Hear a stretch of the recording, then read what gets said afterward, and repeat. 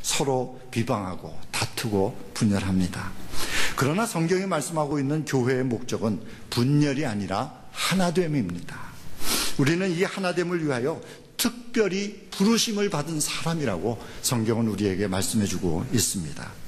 그러나 교회의 현실이 죄인들의 모임이기 때문에 아무리 비방하지 말라고 해도 교회 안에 비방이 없어지지 않습니다.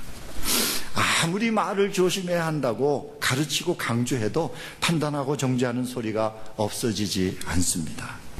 그러면 어떻게 교회는 하나가 될 수 있습니까? 비방을 들어도 그 비방하는 소리에 흔들리지 않고 자신이 해야 할 일을 묵묵히 하는 사람이 많아지면 됩니다. 이런 사람이 많아지는 것이 궁극적인 해결책이에요. 비방하는 소리를 들어도 묵묵히 교회의 주인이신 그리스도께 충성을 다하는 사람이 하나 둘씩 생겨나면서 교회는 그런 사람들에 의해서 든든하게 세워져 갑니다. 사도 바울은 이런 사람들이 교회의 일꾼이다라고 말씀을 하고 있습니다. 고린도전서 4장 1절에서 5절까지를 보면은요, 사람이 마땅히 우리를 그리스도의 일꾼이요 하나님의 비밀을 맡은 자로 여길지어다. 그리고 맡은 자들에게 구할 것은 충성이니라. 너희에게나 다른 사람에게나 판단받는 것이 내게는 매우 작은 일이라. 나도 나를 판단치 아니하노니 내가 자책할 아무것도 깨닫지 못하나 그러나 이를 인하여 의롭다 함을 얻지 못하노라. 다만 나를 판단하실 일은 주시니라. 그러므로 때가 오기 전 곧 주께서 오시기까지 아무것도 판단치 말라. 그가 어두움에 감추인 것들을 드러내시고 마음의 뜻을 나타내시리니 그때에 각 사람에게 하나님께로부터 칭찬이 있으리라 라고 말씀을 하고 있습니다. 교회는 비방을 받아도 묵묵히 교회의 주인이신 그리스도께 충성을 하는 사람들을 통해서 세워져 갑니다. 그런데 비방을 받아도 묵묵히 자기의 일을 할 수 있는 사람이 되려면 어떻게 해야 합니까? 노력해서 됩니까? 아닙니다. 깨달아야 됩니다. 교회 주인이신 예수 그리스도께서 모든 것을 알고 계시고 최종적인 심판자라는 사실을 믿어야 합니다. 예수 그리스도께서 반드시 심판하신다는 사실을 믿는 사람만이 하나님 사람으로부터 비방을 받아도 묵묵히 교회를 위해서 일할 수 있게 됩니다. 그리고 그 심판의 기준이 자기의 의가 아니라 예수 그리스도를 믿는 믿음이라는 것을 아는 사람만이 사람을 심판하지도 않고 사람들의 심판으로 인하여 흔들리지도 않게 됩니다. 그리고 주님의 심판으로부터도 자유하게 될 수 있는 것입니다. 이 사실을 로마서 3장 19절에서 22절에 이렇게 말씀하고 있습니다. 율법에 있는 모든 말씀이 율법 아래 사는 사람에게 말한 것임을 우리는 압니다. 그것은 모든 입을 막고 온 세상을 하나님 앞에서 유죄로 드러내려는 것입니다. 그러므로 율법의 행위로는 하나님 앞에서 의롭다고 인정을 받은 사람이 아무도 없습니다. 율법으로는 죄를 인식할 뿐입니다. 그러나 이제는 율법과 상관없이 하나님의 의가 나타났습니다. 그것은 율법과 예언자들이 증언한 것입니다. 그런데 하나님의 의는 예수 그리스도를 믿는 믿음을 통하여 오는 것인데 모든 믿는 사람에게 미칩니다. 거기에는 아무 차별이 없습니다 라고 기록하고 있습니다.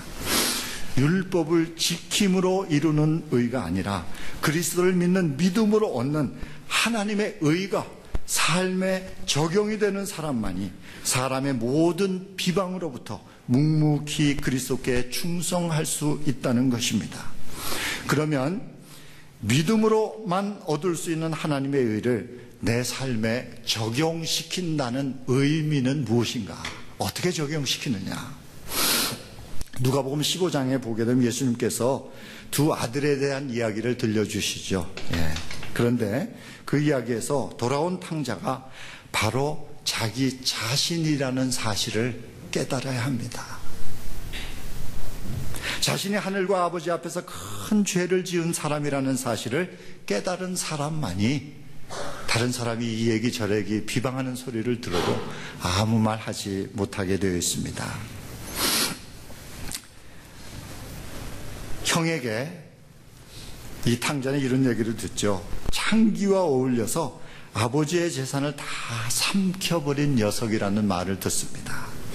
그 말을 들어도 탕자는 아무 말도 할 수 있는 그런 자격이 없어요. 정말 자기가 돌아온 탕자라는 사실을 아는 사람은 사람들로부터 비방을 들어도 그냥 가만히 있을 수밖에 없습니다. 그냥 가만히 있을 수 있는 것이 아니에요. 가만히 있을 수밖에 없는 것입니다. 그런데 놀라운 일은 예수님께서 이런 우리에게 생명의 멸관을 주시겠다고 약속을 하시는 거예요. 죽도록 충성하여라. 그리하면 내가 생명의 멸관을 너에게 주겠다. 우리에게 죽도록 충성하라고 말할 수 있는 분은 하나님의 아들 예수 그리스도 한 분밖에는 없습니다. 왜냐하면 주님은 우리에게 생명의 멸관을 주실 수 있기 때문입니다. 예수 그리스도의 몸된 교회는 어떻게 세워지는가? 첫째, 교회는 궁핍한 가운데에서도 충성하는 성도를 통해서 세워집니다. 둘째, 교회는 비방을 당하면서도 충성하는 성도를 통해서 세워집니다. 셋째, 교회는 시험을 받으면서도 충성하는 성도를 통해서 세워집니다. 10절 말씀을 보니까 내가 장차 받을 고난을 두려워하지 말아라. 보아라, 악마가 너를 시험하여 넘어뜨리려고 너희 가운데 몇 사람을 감옥에다 집어넣으려고 한다. 너희는 열흘 동안 환난을 당할 것이다. 여러분, 요한계시록이 쓰여질 당시에는 성도가 당하는, 그 당시에 성도들이 당하는 시험은 감옥에 들어가는 것입니다. 그것이 가장 큰 시험이었어요. 그러나 지금 우리가 당하는 시험은 그와 똑같은 감옥에 가는 시험이 아닙니다. 브라질에 사는 우리들 중에는 아무리 예수를 열심히 잘 믿어도 감옥에 가지 않습니다. 그러면 우리가 받을 수 있는 시험은 무엇인가? 우리가 받을 수 있는 시험은 물질주의, 개인주의, 성공주의에 빠지는 것입니다. 어떻게 보면 이것은 감옥에 가는 것보다도 더 파스하기가 힘든 시험인지도 모릅니다. 예수님도 40일 금식하신 후에 이 시험을 받으셨습니다. 예수님께서 줄이셨을 때에 사단이 와서 돌로 떡을 만들라고 예수님을 시험하였습니다. 물질주의자가 되라는 시험입니다. 또 사단은 예수님에게 성전 꼭대기에 올라가서 뛰어내리면 하나님께서 너를 보호하실 것이라고 예수님을 시험하였습니다. 개인주의자가 되라는 것입니다. 또 사단은 자기에게 절하면 세상의 모든 영광을 주겠다고 예수님을 시험하였습니다. 성공주의자가 되라는 시험이었습니다. 한마디로 말해서 세상 사람들이 부러워하는 사람이 되라고 하는 것입니다. 예수님께서는 단호하게 이 사단의 시험을 물리치셨습니다. 성경은 세상 사람들이 부러워하는 한 사람에 대해서 말씀하고 이야기하고 있습니다. 그는 부자였고 사내들인의 회원이었고 청년이었다고 성경은 말씀하고 있습니다. 다시 말하면 젊고 돈 많고 높은 지위를 가지고 있는 사람이었다고 말하고 있습니다. 이 사람이 하루는 예수님께 와서 무엇을 하여야 영생을 얻을 수 있습니까? 하고 묻습니다. 예수님께서는 이 부자 청년에게 내 소유를 다 팔아서 가난한 사람에게 나누어 주고 와서 나를 따르라고 말씀을 하십니다. 예수님의 이 말씀을 들은 이 부자 청년은 근심에 쌓인 표정을 지으며 떠나갔다고 성경은 우리에게 말씀해 주고 있습니다. 물질에 대한 시험을 넘어서지 못한 것입니다. 예수님께서는 돈을 좋아하는 바리새인들에게 한 가지 비유를 들려주십니다. 나사로라고 하는 병들고 가난한 거지가 아무것도 자신의 힘으로는 할 수 있는 것이 없었기 때문에 사람들에 의해서 좀 도움을 좀 받아볼까 해서 이 부자의 집 앞에 누워 있었습니다.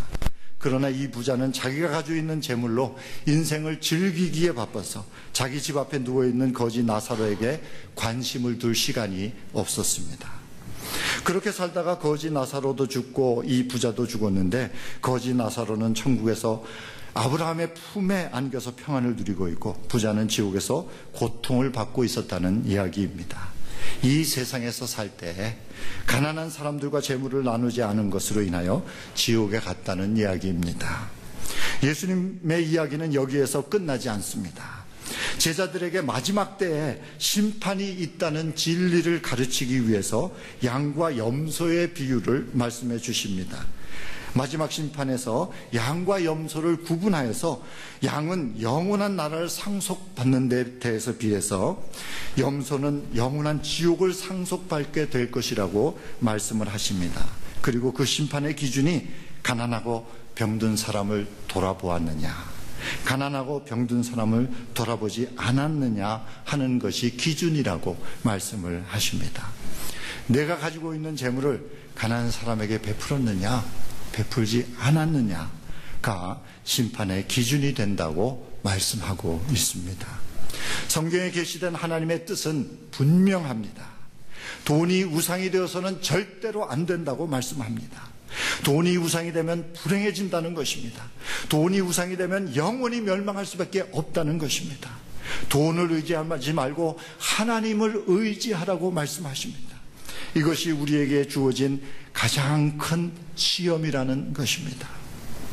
돈에 대한 시험을 이기고 주님께 충성하라고 주님께서 말씀하고 계십니다. 성경에 대한 시험을 이기고 주님께 충성하라고 말씀하고 계십니다. 나아가서 돈을 하나님의 사랑을 전하는 도구로 사용해서 세상에 하나님의 영광을 드러내라고 말씀하고 계십니다. 우리 안에 있는 물질에 대한 욕심은 한계가 없습니다. 차가 하나 있었으면 하고 바라는 마음이 있다가 중고차라도 하나 생기면 얼마나 기뻐하는지 몰라요. 그 차 타면서 차가 생겼다고. 그런데 그 중고차를 좀 타다 보게 되면은 그 다음에 새 차가 갖고 싶습니다. 이것저것 고장이 나면 이거 새 차를 하나 사야지. 그래서 새 차를 하나 사면 새 차 산 기분이 얼마나 좋은지 몰라요. 뭐 친구들을 봐서 승차식도 하고요. 그러다가 한참 타다 보게 되면 좀 더 좋은 차가 눈에 들어옵니다. 좋은 새 차가. 이렇게 좋은 차. 여러분, 이 한계는 끝이 없습니다. 물질에 대한 시험을 넘어서 그리스도께 충성한다는 의미는 좋은 차를 탈 수 있는 여건이 되지만 그것을 포기하고 그 포기한 돈으로 가난한 사람들과 나누어 쓰는 것입니다. 주사랑교회는 어떤 차를 타느냐가 그 사람을 평가하는 기준이 되지 않는 교회가 되었으면 좋겠습니다. 또 나아가서 주사랑교회는 좋은 차를 타는 것이 자랑이 되는 것이 아니라 부끄러움이 되는 교회가 되었으면 좋겠습니다. 주님께서 이런 교회에게 생명의 면류관을 약속해 주셨기 때문입니다. 10절 말씀을 보면 죽도록 충성하여라. 그리하면 내가 생명의 면류관을 너에게 주겠다. 우리에게 죽도록 충성하다고 말할 수 있는 분은 하나님의 아들 예수 그리스도 한 분밖에는 없습니다. 왜냐하면 주님은 우리에게 생명의 면류관을 주실 수 있기 때문입니다. 예수 그리스도의 몸된 교회는 어떻게 세워지는가? 첫째, 교회는 궁핍한 가운데에서도 충성하는 성도를 통해서 세워집니다. 둘째, 교회는 비방을 당하면서도 충성하는 성도들을 통해서 세워집니다. 셋째, 교회는 시험을 받으면서도 충성하는 성도를 통해서 세워집니다. 오늘 본문 말씀을 자세히 보게 되면요, 처음이며 마지막이신 주님께서 교회의 과거, 현재, 미래를 다 알고 계신다는 것을 보게 됩니다. 교회의 주인 되시는 예수 그리스도께서 교회인 우리에게 일어나는 모든 일을 알고 계신다는 거예요. 과거에 일어났던 일도 알고 계시고, 지금 우리가 어떤 처지에 있는 것도 알고 계시고, 앞으로 우리가 어떤 일을 당할 것인지도 알고 계신다는 거예요. 9절 말씀 보면 나는 내가 당한 고난과 궁핍을 알고 있다. 과거입니다. 또 9절 하반절을 보니까 또 자칭 유대 사람이라는 자들에게 내가 비방을 당하고 있는, 현재입니다.